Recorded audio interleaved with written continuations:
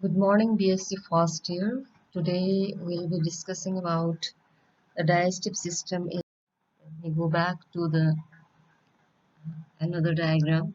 So out of these diagrams, whichever diagram you feel easy, you can draw in your copy at the time of explaining digestive system.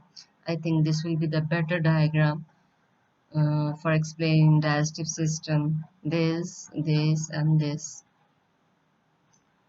So the first part of the digestive canal is known as mouth. If you see a mouth, it is just like a slit like structure. Slit means aperture, and this slit like structure is all around surrounded by labial pulps. There are two labial pulps, two pairs of labial pulps.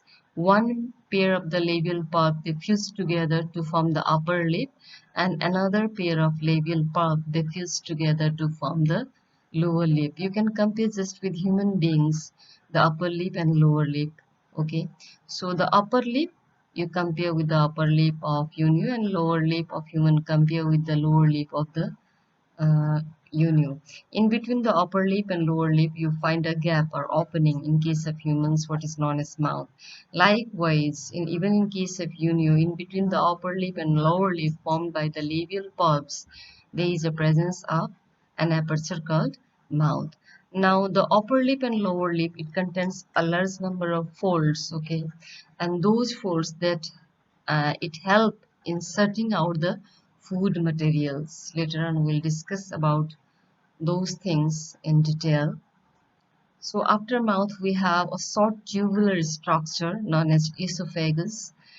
This tubular structure, it connects the mouth with the stomach. Inside the uh, esophagus, we find epithelial cells containing cilia that helps to move the food particles from mouth back to the stomach. Now, after esophagus, we have a huge sac-like structure known as stomach. In stomach, we find the dorsal portion and ventral portion. The first thing, and second thing is the stomach. You can see in this diagram and this diagram as well. It is surrounded all around by a digestive gland known as a liver. You can see here too as well. So this liver, in the dorsal part of the stomach, there are two openings. Okay, one opening, it has come from the it is actually the opening of the digestive gland or liver. We can say it is the opening of the duct of the liver or digestive gland, which is internally connected with the dorsal portion of the stomach. And we have next second opening that opens towards the esophagus and ventral part of the stomach. Now, if you talk, we have the next part of the stomach known as ventral part. Speaking about the ventral part of this stomach, it contains a sac-like structure known as style sac, and within that style sac here, within this sac-like structure, we find a rod-like structure containing small cilia at its tip, known as crystalline style. Okay, and this crystalline style, what happens when there is the entry of food particles from mouth to esophagus and esophagus to the stomach, then those food particles, they when come in contact of this rod like structure or crystalline style, create moment in this crystalline style, because the food pushes this crystalline style to and fro, and due to which there is a creation of movement. As a result of movement created in the crystalline style, the tip of the crystalline style strikes with the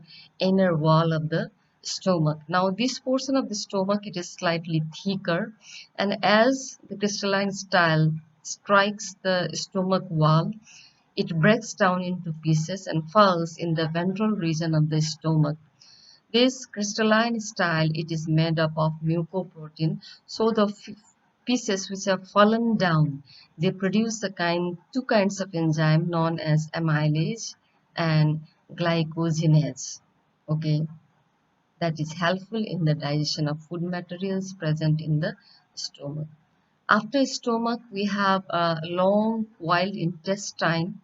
The intestine is also completely surrounded by stomach. You can see in this diagram as well. And this coiled intestine along with the gonad, we find it is this whole structure, it is embedded in the foot, or we can find this whole structure completely present within a foot. This is the foot. This is the foot. Inside this foot we find this whole structure. The actually it is said that in intestine there is no digestion at all, but some of the people, they believe that there are some type of phagocytic cells and amoebocytes that help in the digestion of food to some extent. And after that, the major function of the intestine is to convert the undigested food particles into the pellets, and these pellets finally pass through the rectum. From rectum it passes to the anus, and from anus it comes in one of the chamber here. Here you can see known as suprabranchial chamber, and from suprabranchial chamber, which is filled up with deoxygenated water, the pellets come out or released out of the body through excurrent siphon. So this was about the various parts that form the alimentary canal of the digestive system of Unio. In the next video, we'll be discussing about the process of digestion, digestion and absorption, and the function of these glands as well. Hope you must have got the concept of the alimentary canal of the Unio. Thank you.